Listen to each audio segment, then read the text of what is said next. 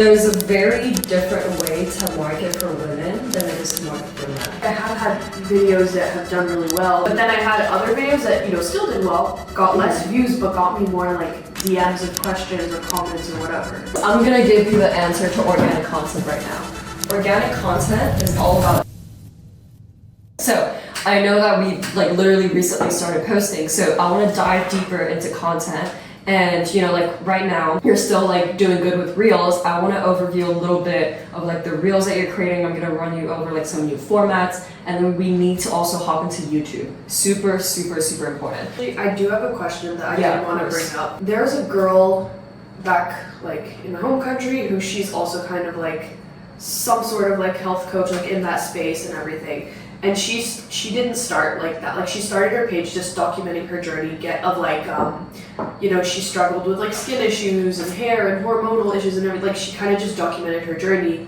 And then when she found things that worked out for her, she kind of built an audience gradually. And then she ended up getting certified and taking clients, right? But I am sometimes I look at her content and I'm okay, I see kind of the content she posts. She mostly posts on her story as if she's talking, as if she's vlogging to her friends or something. Mm-hmm. Or just talking to her friends. Mm-hmm. Most of it is built off of her just talking and almost yapping on her story, just being very authentic and genuine. So do you think I should kind of lean into that? Or I feel talking like that, you're talking to your friends on your story, I feel that builds the trust, no? That's a great question, and I'll tell you something about that. So there's a very different way to market for women than it is to market for men. For men, they sophisticated studios, and that's a big mistake that I made, is that I tried to build my entire bedroom into a studio with all these lights.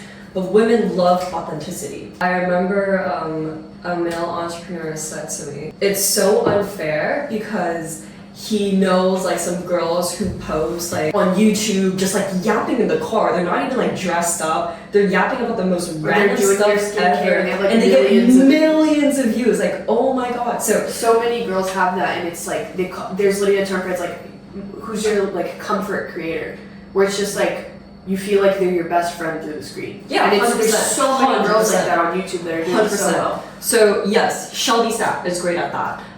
Madeline Argy is great at that. Mm-hmm. Great at it. So yes, for women, it's very important that you do develop that kind of authenticity with your audience, right? Because then they'll almost look forward to those stories. Part of their day. It looks like a FaceTime almost. So yeah, super important to do that, and that's mostly going to be in connecting content, right? In educational content, yes, you can be a little bit more friendly, but you're still educating them. Yeah, that's what I try to do with education. But I have tried today, for example, I just popped up the camera and I was okay, let's try to do something without following the script too much, kind of just scan the script and then just say more natural and just speak less I'm trying to film and talk to the camera and record a video, more just if a friend came up to me and asked me about something. That's done in two ways. If you want to really be authentic in a way, and I actually recommend you to do so, number one is going to be stories. Stories, we'll get into this, but stories have two functions. Number one, it's either conversion or behind the scenes. You show the behind the scenes of what's not prepared too much, right? So stories is a great way for you to really show authenticity. You can post anytime.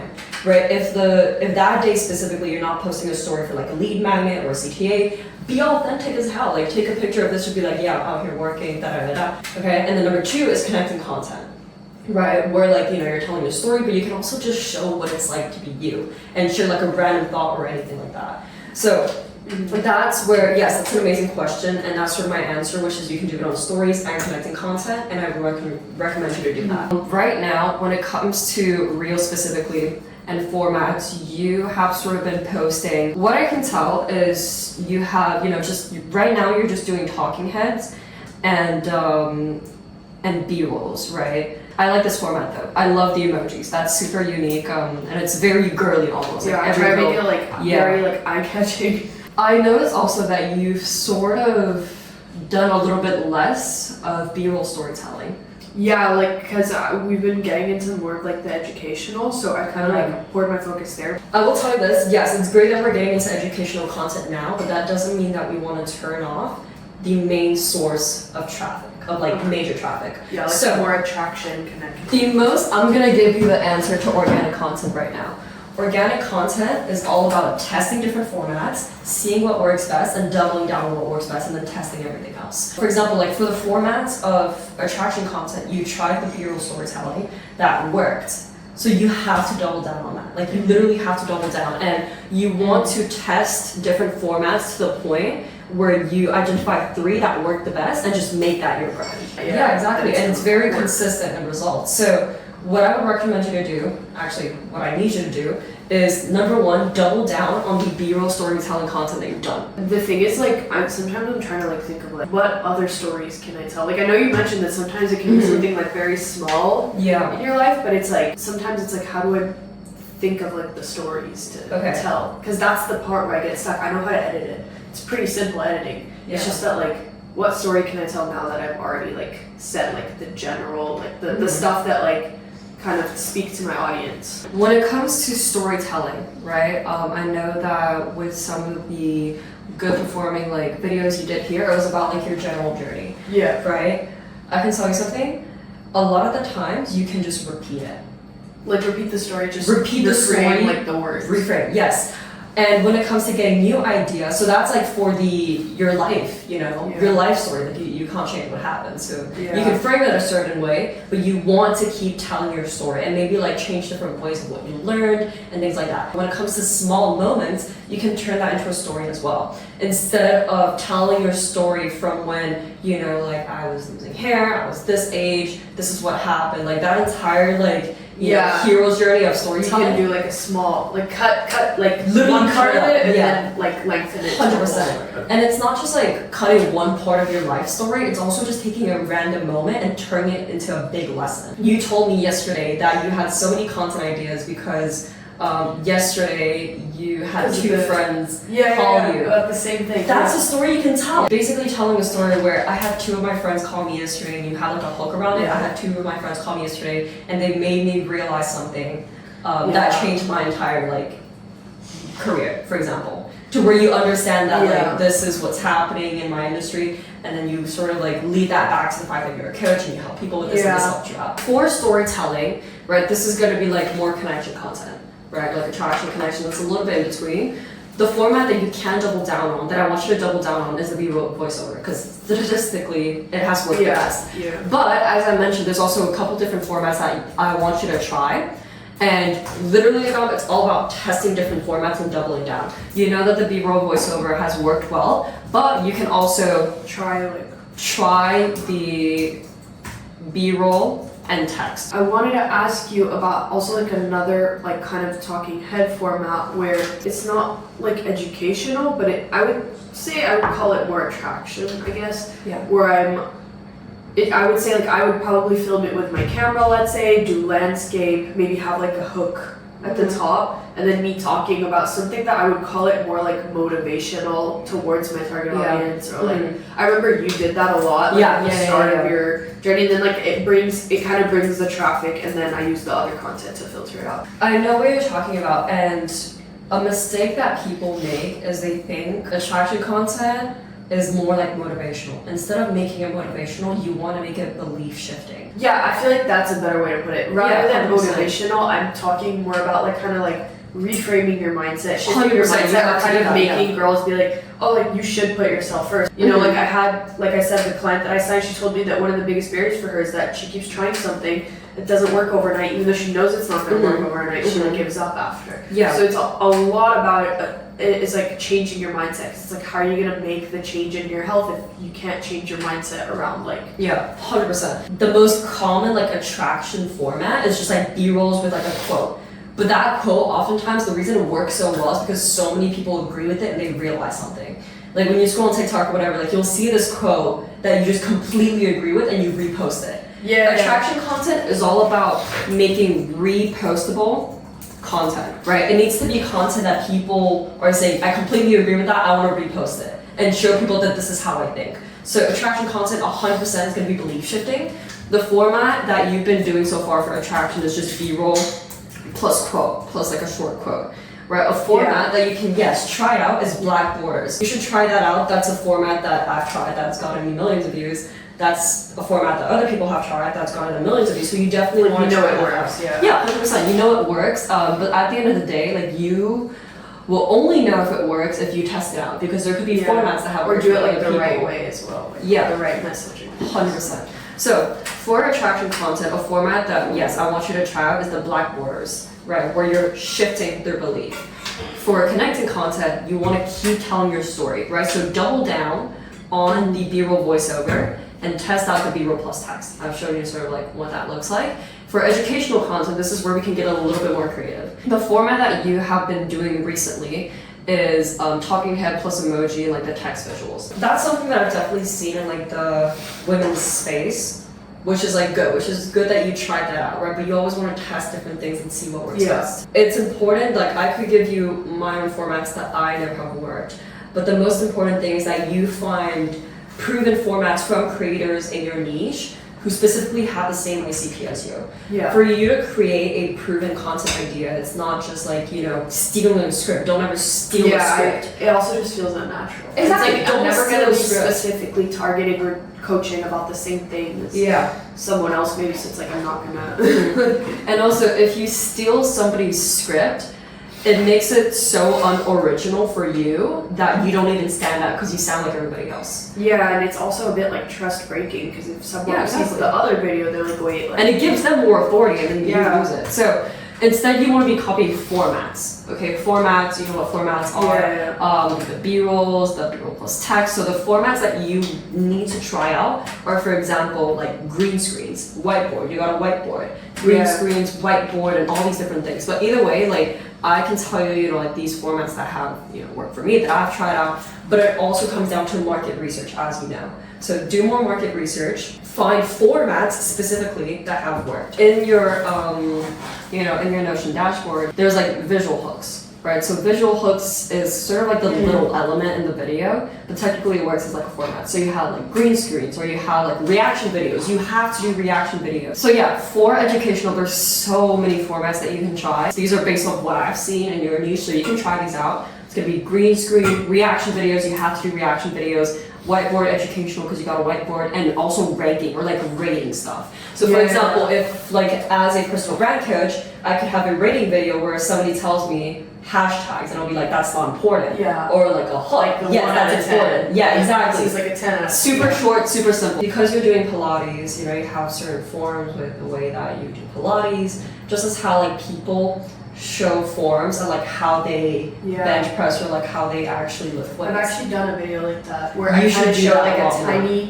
tiny like fix that Mhm. people barely realize that they're doing wrong. Yeah, and then just using Yeah. B-rolls to demonstrate that. So instead of talking about it, be like, here's how like I fix my form, you just do it and you demonstrate it in a B-roll. And you just put like some text to show like the difference that you make. Yeah. Also with that, because you're doing Pilates, you have a lot of things to talk about.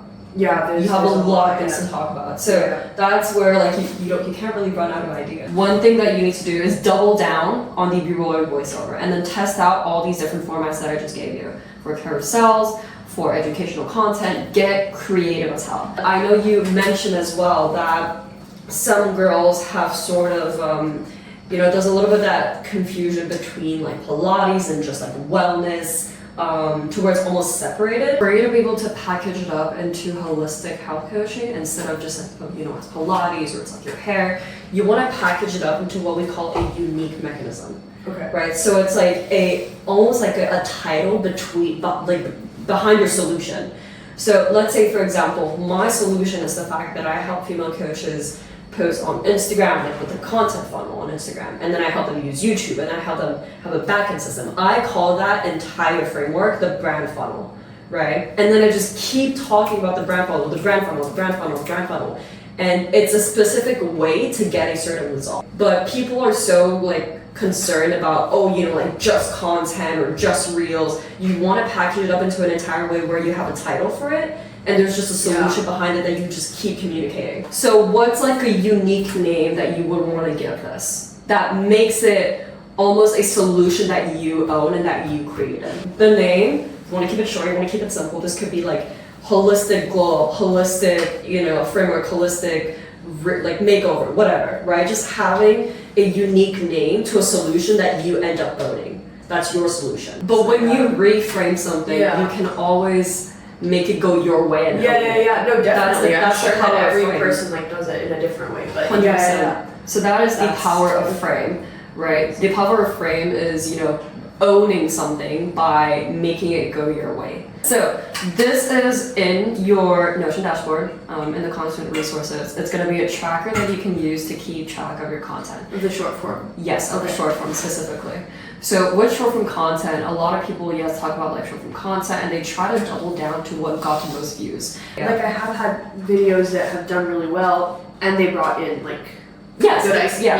Mhm. But then I had other videos that still did well, got less views, but got me more like DMs of questions or comments or whatever. Mhm. So it's like 100%. So I'll run you essentially through how to track data and understand what to double down on, okay? You don't want to determine the performance of a video based on the views, or the amount of likes, or the amount of saves. Because I had a video, the reason I took a video that had 500,000 views down, I took it down, is because I knew that it didn't bring a lot of good ICP. And then I understood, like, okay, what was it about this video, the messaging? So you can still track these metrics by looking at, like, for example, comments, the way that people comment is somebody who's actually, like, communicating, like, a real issue. Yeah. Or, like, I guess you can tell in a certain way from likes or follows, follows especially. You can tell, and if you reach out to them and they end up, like, being really engaged, but they have a bad profile, you can add that as ICP. So either way, you want to use this tracking dashboard to track your content. It's going to be a little bit time consuming, it's going to be a little bit annoying. But I feel like it's worth it. You can hire a VA for this. I know that I'm going to hire one soon because I don't have time for this. Yeah. But yeah, you just want to add in the date, the link to your reel, the amount of shares, followers gained, likes, views, comments opt-in. So like if you have a lead magnet through your reel, that's a comment opt-in. Or like saves, reposts, total engagement, and then also retention screenshots. So when it comes to leads, right, there's essentially a lead process. This is almost what I like to call it, a lead pipeline. Okay, it's the stage that leads go through from a stranger to a buyer, which is why people talk about like, how do you turn a stranger into a buyer? From somebody that didn't even know you Someone who's willing somebody to put their money. to put their money down. It comes down to two stages, right? The scale between, that's just an example. The scale between this point to this point is almost like heat. Heat basically represents, let's say this is fire, okay? The heat basically represents just how much a lead is willing to invest. So like what How state, warm they are. like exactly. So a cold lead is somebody who doesn't know you at all. A warm lead is somebody who has known about your content.